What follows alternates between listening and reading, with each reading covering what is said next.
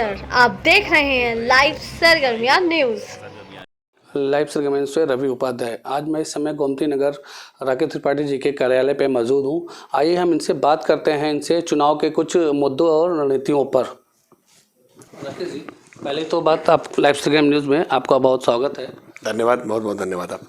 देखिए, चुनाव में, इस बार चुनाव में आपकी पार्टी किस मुद्दों पर और रणनीतियों पर लड़ेगी? देखिए, भारतीय जनता पार्टी ने वर्ष 2017 के चुनाव से पहले हमने नारा दिया था, न गुंडा राज न भ्रष्टाचार, अब की बार भाजपा सरकार। और आज जब हम 2022 के चुनाव में जनता के बीच में जा रहे हैं तो पूरे भरोसे के साथ जा रहे हैं कि जो हमने कहा था वो हमने कर दिखाया है। आज उत्तर प्रदेश में जितने बड़े माफिया थे, जितने बड़े अपराधी थे, हिस्ट्री सीटर थे, गैंगस्टर्स थे, आज वो जेल की सलाखों के पीछे हैं। 150 से ज़्यादा खूंखार अपराधियों को उत्तर प्रदेश के पुलिस ने एनकाउंटर में मार गिराया है। आज तमाम सारे अपराधी जिनसे लोग खौफ में रहा करते थे, आज वो अपराधी जनता के सामने घुटने टेक रखे हैं उन्होंने। आज वो खाकी वर्दी के सामने थर थर कांप रहे हैं, जेल की सलाखों के पीछे हैं। तो हमने जो गुंडा राज की समाप्ति की बात कही थी वो हमने समाप्त करके दिखाया है, और भ्रष्टाचार की लीकेज को हमने बंद करके दिखाया है। ई टेंडरिंग की व्यवस्था हो, ई फाइलिंग की व्यवस्था हो, खनन के मामले में जिस तरह का रेवेन्यू आज भारतीय जनता पार्टी की सरकार आने के बाद बढ़ा है, आबकारी के मामलों में रेवेन्यू बढ़ा है, तो भारतीय जनता पार्टी ने भ्रष्टाचार के तमाम लीकेज को बंद करने का काम किया है। जो न गुंडा राज न भ्रष्टाचार जो कहा था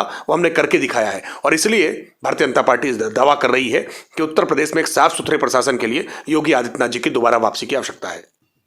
अच्छा, जैसे वर्तमान में आपकी सरकार तो है, दोबारा आपकी सरकार बनती है तो गरीब जनता के लिए मतलब आपकी सरकार क्या काम करेगी, इसमें क्या काम करेगी? देखिए, उत्तर प्रदेश में हमने गरीबों के लिए 44 लाख मकान बनाए हैं।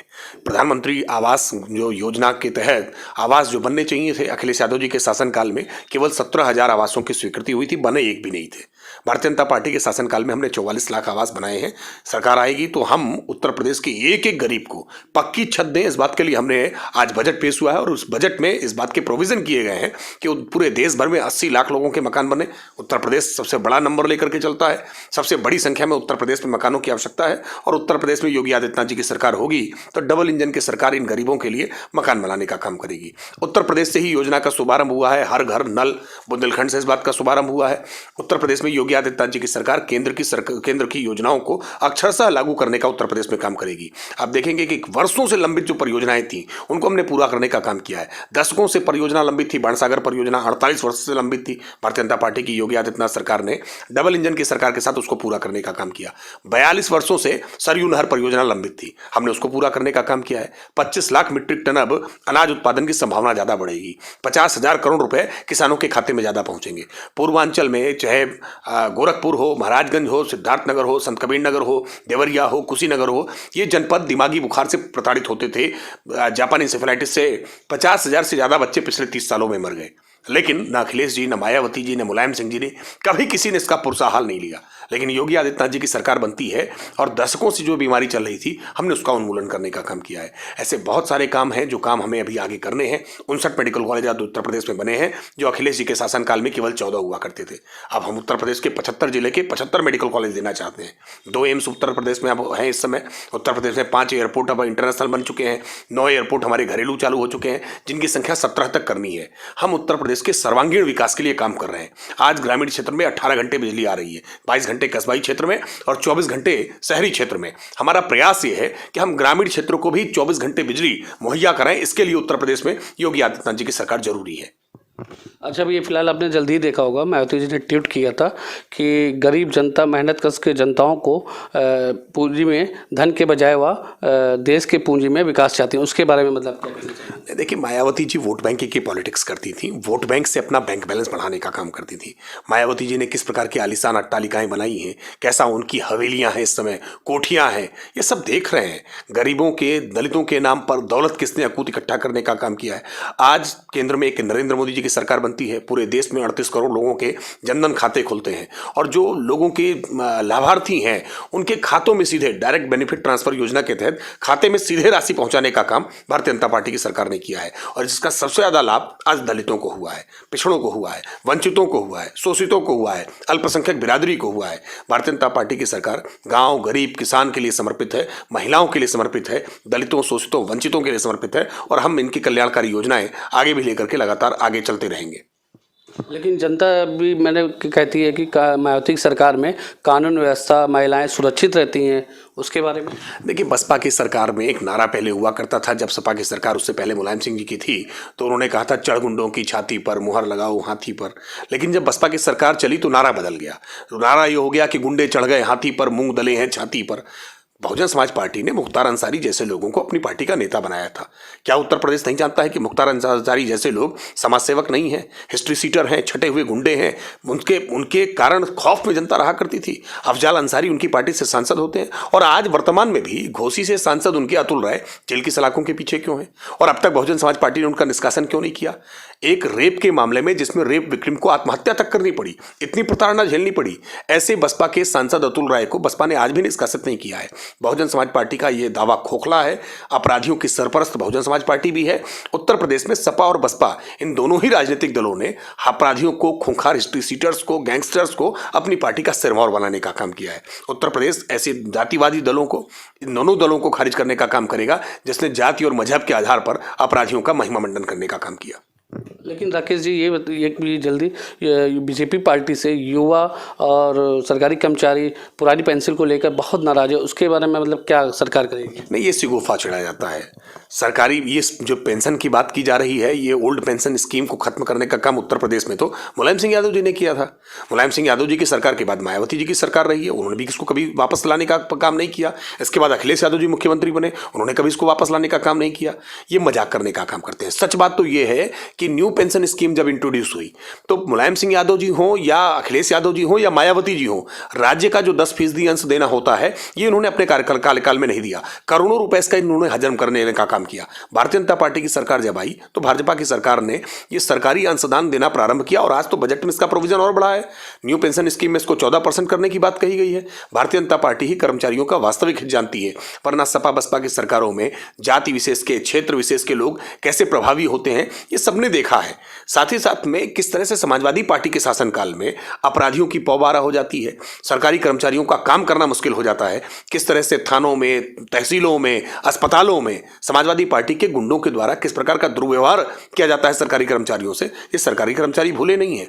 उत्तर प्रदेश का सरकारी कर्मचारी भारतीय जनता पार्टी के शासनकाल में सबसे ज्यादा आसानी से काम कर सकता है। इसलिए भारतीय जनता पार्टी के प्रति ये बरगलाने की कितनी भी कोशिश करें, सरकारी कर्मचारी भी भाजपा के साथ रहेगा, नौजवान भी भाजपा के साथ ही रहेगा।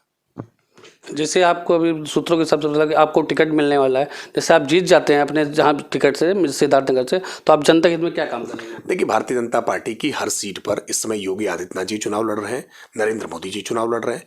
जहां से भी प्रत्याशी, जिसको भी कमल के फूल का सिंबल मिलेगा, वो योगी आदित्यनाथ जी के, नरेंद्र मोदी जी के कार्यक्रमों को, योजनाओं को आगे बढ़ाने का काम करेगा, उत्तर प्रदेश के सर्वांगीण विकास के लिए काम करेगा, पंडित दीनदयाल उपाध्याय जी के अंत्योदय के मिशन को पूरा करने का काम करेगा, एकात्म मानव दर्शन को लागू करने का काम करेगा, गाँव गरीब किसान की खुशहाली के लिए काम करेगा, भूखे को भोजन देने का काम करेगा, जो बेसहारा है उनको छत दिलाने का काम करेगा, सामाजिक न्याय स्थापित करने का काम करेगा, महिलाओं को सम्मान देने का काम करेगा। प्रत्याशी कौन है इस बात की परवाह नहीं है। हम विचारधारा के लिए समर्पित कार्यकर्ता हैं। जिसको भी टिकट मिलेगा वो नरेंद्र मोदी जी के सपनों का भारत बनाने का काम करेगा। लेकिन जनता देखिए कहती है कि सपा बीजेपी पार्टी में कानून व्यवस्था और महिलाएं सुरक्षित नहीं रहती हैं, उसके बारे में? नहीं, महिलाओं की सबसे ज़्यादा सुरक्षा तो भारतीय जनता पार्टी की सरकार में है। उत्तर प्रदेश भूला नहीं है कि कैसे कवाल गांव में सचिन जाट और गौरव जाट को अपनी बहन की साथ जो छेड़खानी हुई उसके कारण उनको उनके गुंडों ने हत्या कर देने का काम किया। मुजफ्फरनगर का पूरा दंगा उसकी वजह से हुआ। एंटी रोमियो स्क्वाड बनाने की जरूरत ही इसलिए पड़ी थी क्योंकि कॉलेज जाने वाली बच्चियों के साथ कितनी छेड़खानी पिछली सरकार में हुआ करती थी। और लड़के हैं, लड़कों से गलतियां हो जाती हैं। समाजवादी पार्टी के मुखिया ऐसा बयान देते थे। हमने एंटी रोमियो स्क्वाड बना करके इन सोहदों को, जो छेड़खानी करने वाले थे, इन मंचलों पर हमने सामत बनने का काम किया। और आज उत्तर प्रदेश में महिलाओं की स्वावलंबन के लिए आज 60,000 बैंक सखी बनाने का काम उत्तर प्रदेश में भाजपा की सरकार ने किया है। 10 लाख सेल्फ हेल्प ग्रुप के माध्यम से 1 करोड़ महिलाओं को आज हमने रोजगार देने का काम किया है। उत्तर प्रदेश में महिलाओं के न केवल सुरक्षा बल्कि स्वावलंबन के लिए भी काम किया है। याद करिए वो समय जब खुले में शौच में जाने के लिए महिलाओं को शाम का इंतजार करना पड़ता था। बरसात के दिनों में क्या दुर्व्यवस्था होती थी, सड़क के किनारे शौच में, और जब अंधेरे में गाड़ी की हेडलाइट जल जाती थी, कितना अपमानजनक होता था। इस समस्या का समाधान किसने किया है? यह समस्या पहली बार एड्रेस अगर किसी ने की तो नरेंद्र मोदी जी ने की है। महिलाओं के सम्मान की रक्षा नरेंद्र मोदी जी कर सकते हैं, और केवल जाति मजहब के आधार पर नहीं, 3 तलाक का उन्मूलन भी नरेंद्र मोदी की सरकार ने किया है। इसलिए महिलाओं के लिए अगर वास्तविक कोई हित चिंतक है जिसने उज्ज्वला गैस का कनेक्शन दे करके जो चूल्हे की जो धुआं था उस धुएं से मुक्ति दिलाने का काम किया है, वो भाजपा की सरकार ने किया है। महिलाओं के बारे में बातें बहुत लोग करते हैं, लेकिन महिलाओं के उत्थान के लिए केवल और केवल भाजपा ने काम किया है।